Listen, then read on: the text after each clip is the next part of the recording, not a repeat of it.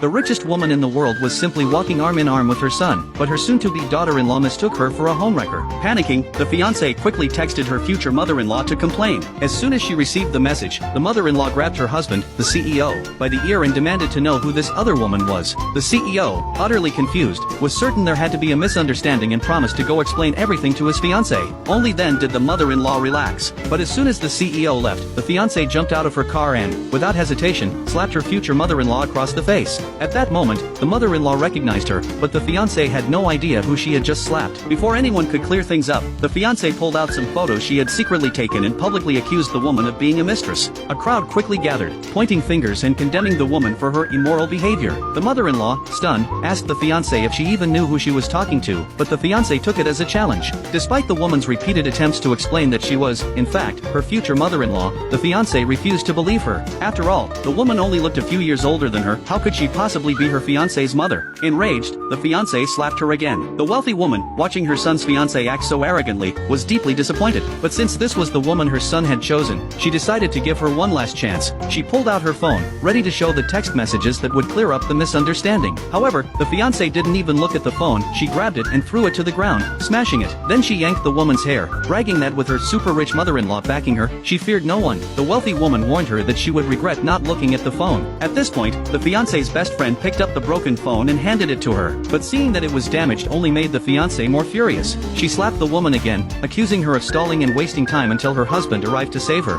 Just then, the CEO called his fiancée, reminding her the wedding was about to begin and urging her to come quickly. Still determined to punish this homewrecker, the fiancé decided to bring the woman to the ceremony, believing the real mother-in-law would handle things. Once at the wedding venue, the fiancé shoved the wealthy woman to the ground in front of everyone. Her own mother, equally ruthless, urged her not to hold back and to teach this other woman a real lesson. The fiancé, feeling confident, declared that after pretending to be the perfect daughter-in-law for 3 years, nothing would stop her from marrying the CEO now. The wealthy woman, shocked by what she was witnessing, stood up and declared there was no way she would allow this wedding to happen. The fiancé, thinking she was bluffing, shoved her again, knocking her to the floor. Meanwhile, outside the hall, the CEO finally arrived but was stopped by his assistant, who insisted he change into his wedding suit before entering. Inside, the fiancé continued to push her limits, ordering her friends to strip the wealthy woman of her clothes. Just as they were about to begin, the fiancé's mother noticed a jade bracelet on the woman's wrist. Without hesitation, she yanked it off as if she were pulling a skewer from a grill. The wealthy woman panicked, desperately trying to retrieve the bracelet. It wasn't just any piece of jewelry, it was a family heirloom passed down by her mother-in-law, symbolizing leadership of the family's empire.